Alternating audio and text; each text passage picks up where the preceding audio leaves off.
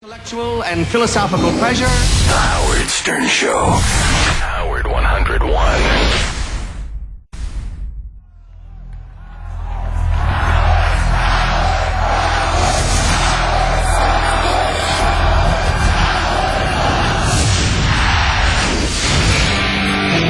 He's a self-proclaimed half-Jew who became the self-described king of all media.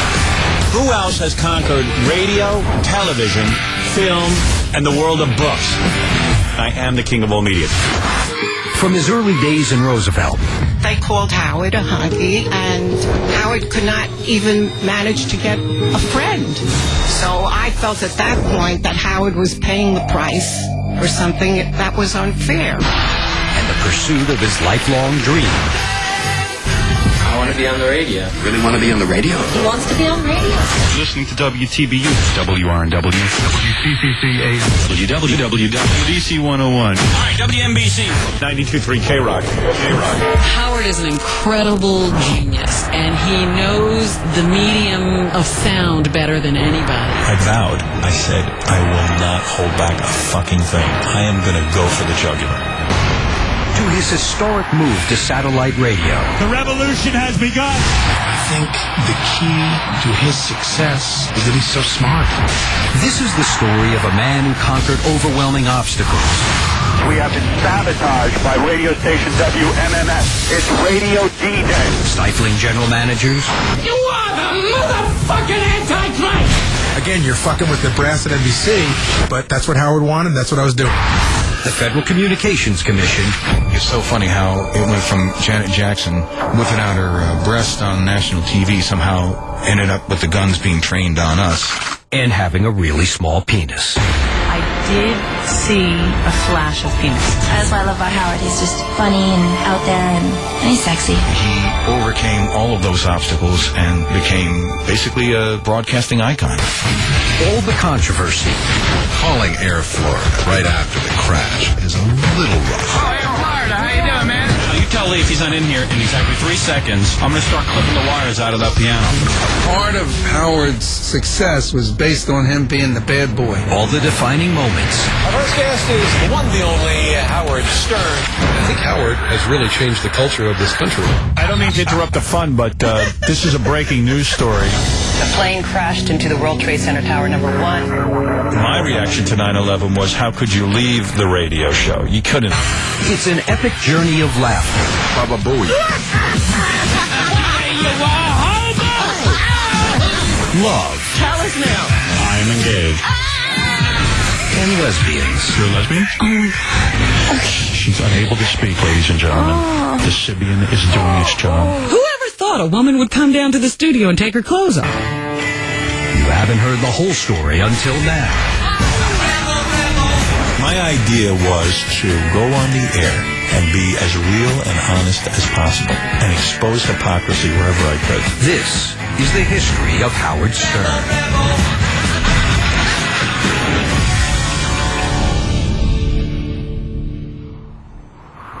January 12th, 1954, was just another blustery winter day for most New Yorkers.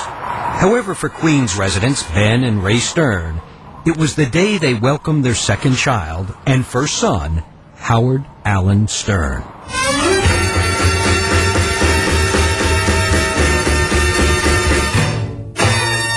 Well, what I remember about when Howard was born, it was a snowy day. There was lots of snow on the ground, and I went into Mount Sinai, and I said to my husband, listen, you know, those were the days when they did not allow husbands into the delivery room. And so I said, look, since you can't come into the delivery room, I think you should go to work. So he said, okay. And unbeknownst to me, he decided by the time he got to the bus, what am I doing? My wife's having a baby. I'll stay in the hospital. But of course, I didn't know that. And so I went up, had Howard, and my husband was sitting in that waiting room all day and waiting, and no one even got to him because they asked me in the delivery room, where is your husband? And I said he went to work. And I gave him his work number. And of course he wasn't there, and so he had no way of knowing. And finally, somebody told him that he had had a son. And I had also firmly convinced him that I was having another daughter. So then he got up to see me and he said to me, "Did you hear what we got?" And so I said, "Yeah, I heard it's a boy." Well, you were there. I was there, right. That's exactly what it was. I was sitting in the lobby, and I let them know at the desk that I was there, but they didn't tell them upstairs. There was no way to communicate. Finally, somebody got smart, and they came down, and I got the news. So they let me go up. And that's when I saw it. I said, "Did you hear what we got?" I figured she wasn't there. And then I gave her instructions. You had to name him Howard. I told her right there and then. We had to use an H, you know. We were naming him after someone that was deceased. And there was the question of Harvey, some other names. I liked Howard. So I says, we'll name him Howard.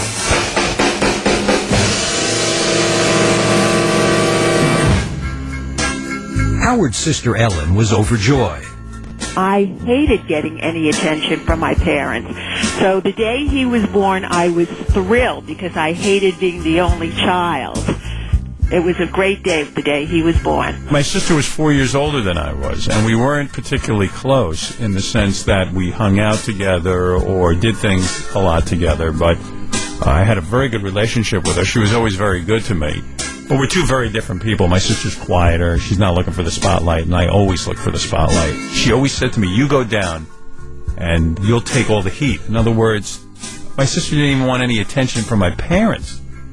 So I was the perfect brother because all I wanted was attention. I would, soak up all the attention. And my sister was the perfect sister because she didn't want the spotlight, and I did. We were living in Jackson Heights. And at that point, having a daughter and a son, we knew that we would have to move because we only had 2 bedrooms.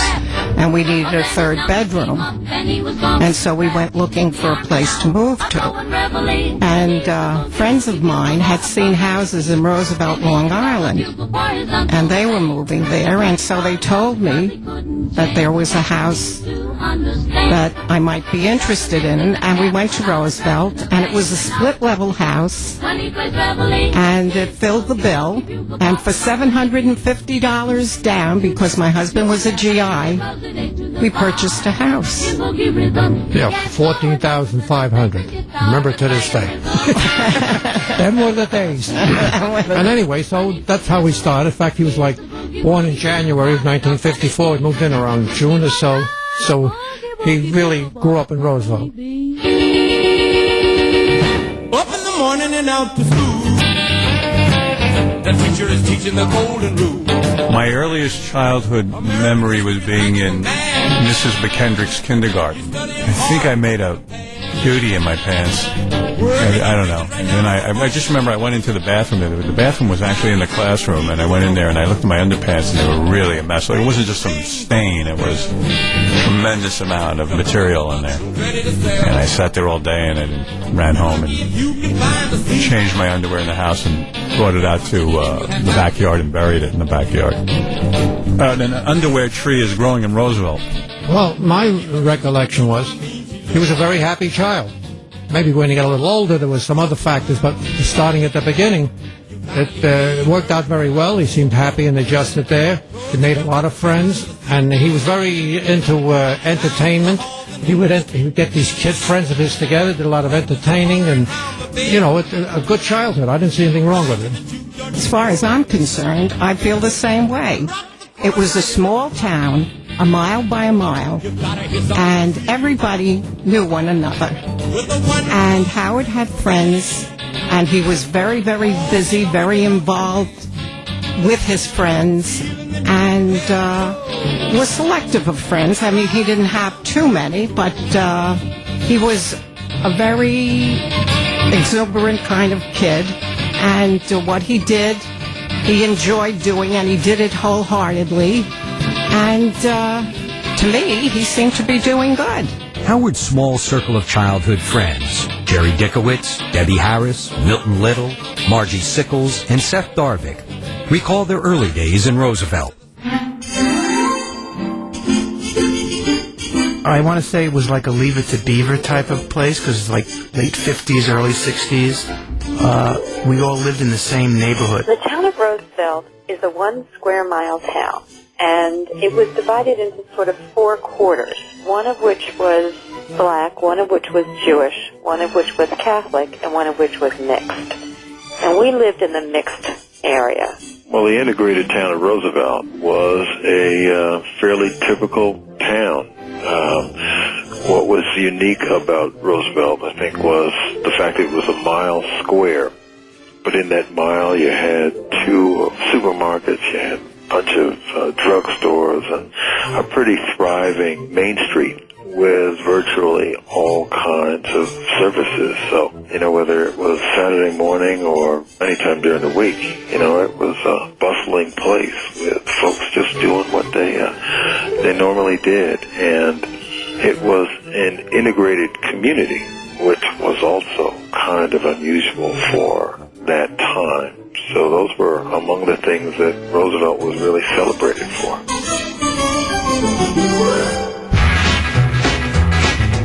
Roosevelt was, a small suburban town. Our childhood was, going to school and having friends and just a regular kind of normal middle class childhood. And there were different schools, and we went to elementary school together, the group of us, and pretty normal childhood. Howard's house on Conlin Road, as I recall, was this bright red 2-story home, like nauseating red color.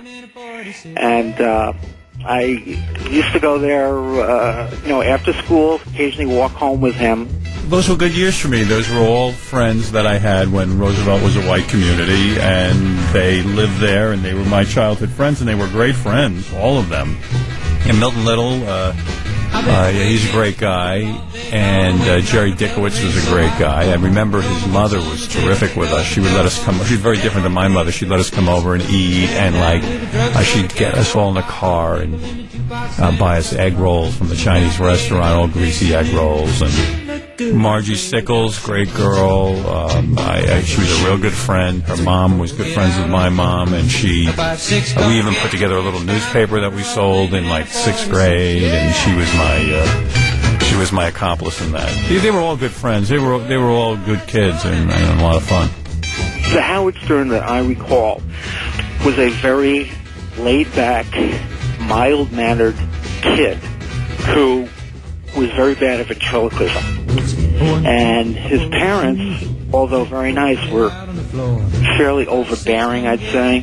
And although I liked his mother quite a bit, she put on very good birthday parties for Howard. His parents and my parents were pretty close growing up in Roosevelt, and my mother didn't drive a lot, so when we went places, one or the other of the women drove. So Ray, I was frequently in with Ray and Howard, going to different places. And Ray and Ben were one of my favorite friends' parents because they were funny and they told funny stories all the time. They were just great people, and they treated all of the kids, Jerry, me, and Margie, and all of us who'd go over there. The house was just open to us. Howard's sister would be there as well. We'd eat, we'd just hang out, and his mother was always bending over backwards trying to make us feel good. His father, when he was there, would just, he was a pretty funny guy too, so he'd have us chuckling. But these were people who were just honest, decent folks, and you could just feel it. And that's what I remember most about them. They were just wonderful folks to all of us. Howard and his family were part of a group of families that socialized. I think there were 5 or 6 families. So all the children played together. We went to the beach together as families. Our mothers and fathers socialized in the evenings together. We had a very active social life, and people that came over, politics and current events and all sorts of topics were always discussed. And, the kids were around, and I'm sure they picked up on it and they heard it. And we were always involved with affairs of the world and things that were going on around us. We were a very aware family. I am incredibly fond of Ben and Ray. They're just terrific, and they're really, really, really funny. And my husband often says that then is really the funny